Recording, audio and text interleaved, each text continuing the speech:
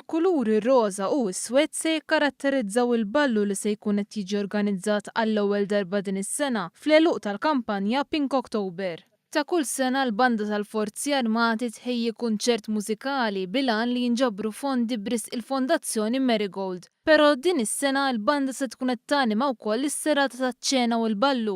Is-surmas tal-banda Jonathan Borch ħejja programm varjat fejn bla ebda dubju is-sorpriżi ma jonqsux. Bħala banda l-mużika nsan varjawa kemm nistanna, se jkollna xi medley żgħar minn films, se jkollna wkoll xi siltiet li moderni li ġew adattati għall-banet ukoll.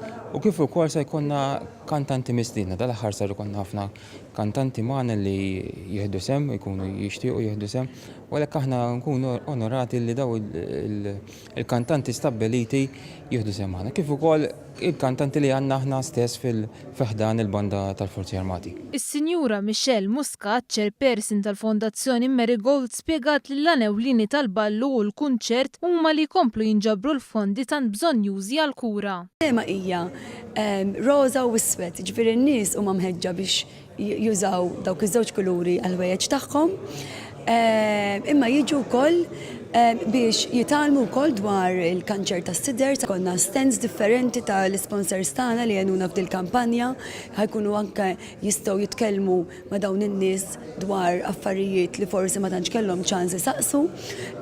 Imma mbagħad ovvjament se tkun serata sabiħa ħafna, serata eċitanti u nispiċċaw dan il-kampanja b'mod pożittiv. Is-serata se tiġi organizzata fit-28 Ottubru, propju l-aħħar sibt tal-kampanja Pink October.